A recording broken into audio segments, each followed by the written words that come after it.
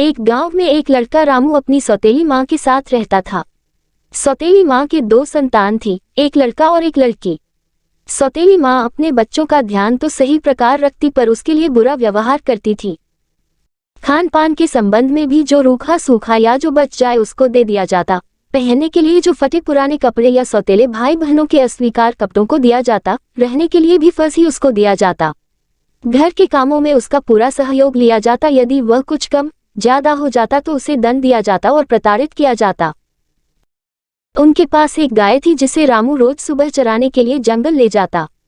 उसको जंगल के लिए जो भी सूखी रोटी दी जाती वह उसे गाय को दे देता तथा जंगली फलों को खाकर अपना पेट भरता था। परंतु किसी दिन फल न मिलते और उसे भूखा ही रहना पड़ता था। पर जो रोटी सौतेली माँ के द्वारा दी जाती वह इतनी कठोर होती कि उसे खाना अब संभव न था। एक दिन जंगल में चरते हुए गाय, जो वास्तव में सिर्फ एक गाय नहीं थी, वह एक दिव्य आत्मा थी जो रामू की परीक्षा ले रही थी। उस गाय के मन में आया कि क्यों न इस बालक पर हो रहे अत्याचारों से इसको छुटकारा दिलाया जाए और यदि इस समय इसकी सहायता न की जाएगी तो यह ऐसे ही भूख से मर जाएगा। गाय रामू के पास गई और मनुष्य की भांति बात बोलने लगी कि रामू, तेरी समस्याएं आज से मेरी हैं। रामू की समझ में कुछ न आ रहा था कि ये कैसे संभव है कि एक गाय कैसे मनुष्य की तरह बोल रही है, परंतु उसके समझ में भी आ गया कि यह कोई दिव्य शक्ति ही है। तो उसने गाय की बातों पर ध्यान देना शुरू किया।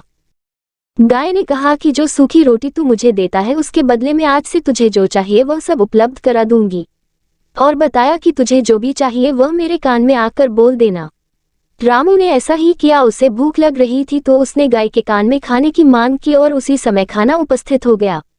रामू ने भरपेट खाना खाया।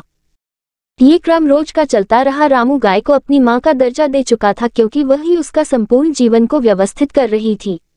रामू गाय को सूखी रोटी देता और गाय उसके बदले खाना, लड्डू, पेड़े आदि स्वादिष्ट खाद्य पदार्थों को देती। धीरे धीरे रामू के स्वास्थ्य में वृद्धि होने लगी और उसके परिवार वाले उससे जलने लगे कि और सोच में पड़ गए कि यह एक सूखी रोटी खाने से कैसे हृष्ट-पुष्ट हो रहा है। तो उसकी मां ने एक दिन अपने बच्चों को रामू के साथ जंगल में भेज दिया और जंगल में जो घटना हुई तो उसके बच्चों ने सारी घटना घर आकर मां को बता दी। इस पर मां ने उस गाय के पास जाकर बहुत वस्तुओं की बहुत याचना की पर कुछ न मिला और उसे मारा पीटा गया पर कुछ न हुआ। इसलिए उसने विचार किया कि इस गाय को बेच दिया जाए। ग्राहक बुलाया गया। जैसे ही घर में गाय को लेने वाला आया तो गाय ने उसके सामने उग्रता का व्यवहार किया और उसे भगा दिया। वहां पर आया जितना भी समुदाय था उसने गाय को पीटा, साथ में रामू की भी पिटाई कर दी। उस रात को रामू ने सोचा कि इस तरह तो ये हमें मार देंगे और अब शायद सूखी रोटी भी नसीब न होगी। इसलिए उसने रात को भागने का फैसला लिया। रात होते ही गाय के पास गया और सारी योजना बताई। दोनों घर से भागने में सफल हो गए। जंगल में जाते ही उनके सामने रहने और खाने की समस्या प्रथम थी, परंतु वो चलते रहे। दूर पहुंचकर देखा कि एक जगह पर देखते हैं कि एक बड़े वृक्ष के नीचे 7 कुंड बने थे। उनमें किसी में दूध किसी में दही पड़ा था। वे आश्चर्य से चकित हो गए कि इस प्रकार के दूध के कुंड किसके होंगे। उसने आसपास देखा और दूध पीकर अपनी भूख शांत की और वहीं थोड़ी दूर जाकर अपने व अपनी मां के लिए एक पत्तों की कुटिया का निर्माण किया। शाम हुई। रामू दूर किसी झाड़ी में छुपकर देख रहा था कि इस कुंड को आखिर कौन भर रहा है। तभी थोड़ी देर बाद वह देखता है कि वहीं दूसरी ओर से भैंसों का एक झुंड उस बड़े से वृक्ष के नीचे आया और विश्राम करने लगे। रामू सोच में पड़ गया कि यह भैंसों का झुंड यहाँ पर रहता है, पर इनकी देखभाल कौन करता है। रात को भी वह इसी बात को सोचता रहा। प्रातःकाल हुई और भैंसों का झुंड अपना चारा ढूंढने के लिए आगे जंगल को चले गए। रामू उनके कुंडों से दूध दही को एकत्रित कर व्यवस्थित कर दिया। सारा नीचे का फर्श साफ सुथरा बना दिया। शाम हुई तो सभी भैंस शाम को घर आए तो देखा कि चारा चारों ओर साफ सफाई। वे आश्चर्यचकित हो गए। दूसरे दिन भी वही कार्य देखकर भैंसों ने निर्णय लिया कि जो व्यक्ति हमारे घर को साफ स्वच्छ रख रहा है उसे हम ढूंढकर उससे बात करेंगे। उन 7 भैंसों ने एक एक करके बारी लगा दी कि उस व्यक्ति को पकड़ना है। तो एक एक कर 6 भैंसों की बारी समाप्त हो गई पर उसे कोई पकड़ न पाया। अंतिम भैंसा एक आंख से अंधा था तो उसने पानी पीने का बहाना बनाकर अंधे आंख से पानी की ओर देखता और सही आंख से चारों ओर नजर फैलाता। आखिरकार रामू को देख ही लिया और उससे पूछने लगा कि हमारी साफी की व्यवस्था कर कहाँ चले जाते हो, कौन हो तुम। इस पर रामू ने सारी कहानी बता दी।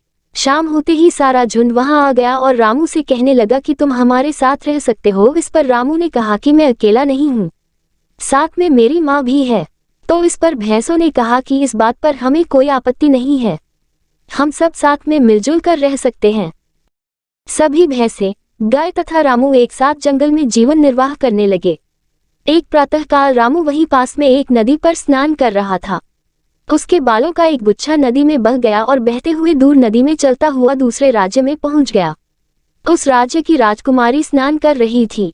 रामू के बालों का गुच्छा उसे मिला तो वह ये सोचने लगी कि जिसके बाल इतने सुंदर हैं वह कितना सुंदर होगा। असल में रामू के बाल सुनहरे रंग के तथा मुड़े हुए घुंघराले थे, जिस पर राजकुमारी मोहित हो गई। वह महल गई और अपने पिता राजा को बता दिया कि उसके साथ आज इस प्रकार की घटना हुई है और वह इस व्यक्ति से विवाह करना चाहती है जिसके सुनहरे बाल हैं। राजा अपनी पुत्री को बहुत चाहता था।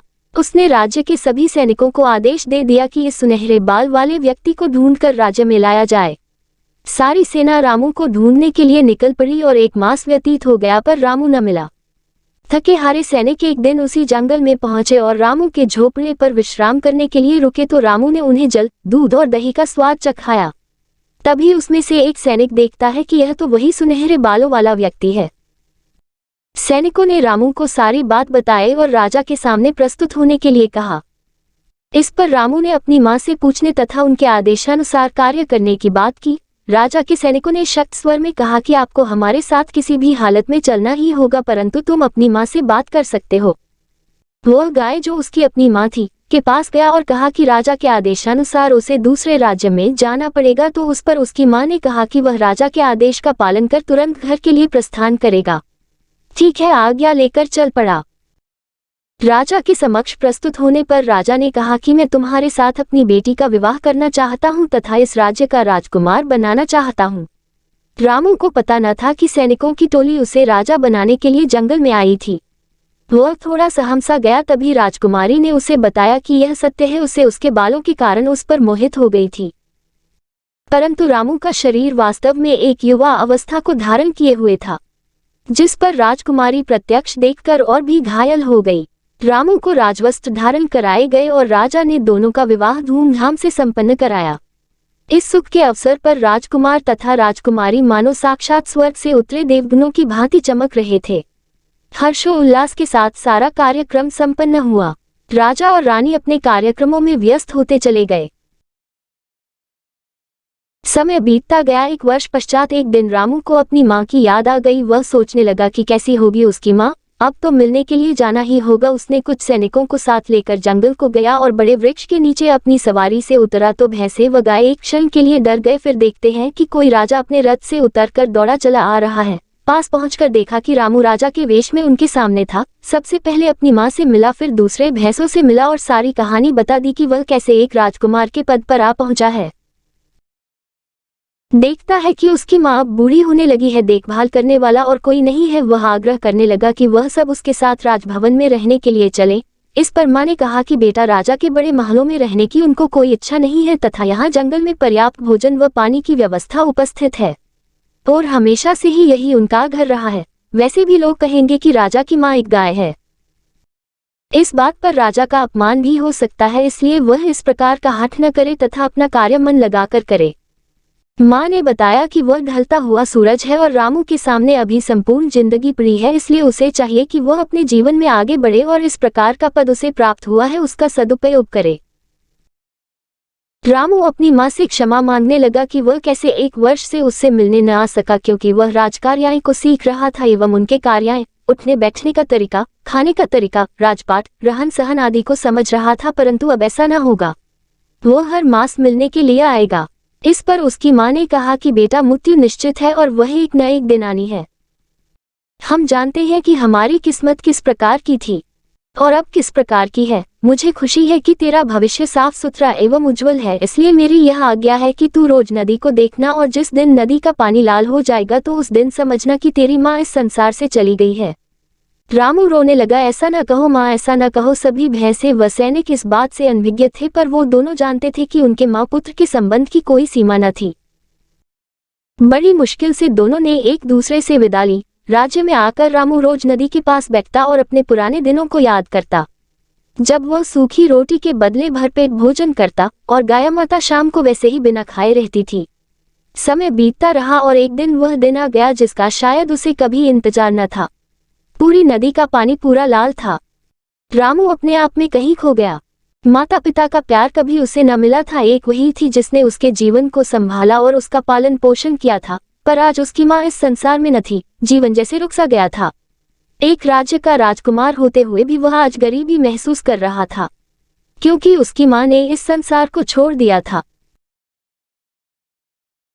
दोस्तों, हम जानते हैं कि रिश्तों में हम कितने उलझे या सुलझे हैं, परंतु इस कहानी का उद्देश्य यह मानना है कि हम चाहे जिस किसी भी संसार में रहते हों, पर हमें प्रेम करना सीखना चाहिए। संबंधों को स्थापित करना सीखना होगा। प्रेम का अर्थ यहाँ पर सिर्फ मानव व्यवहार के लिए नहीं है, वो है प्रकृति के लिए तथा संपूर्ण विश्व में जो भी वस्तु आपको दिखती है उसका सिर्फ स्वार्थ के लिए ही उपभोग करना ठीक नहीं है।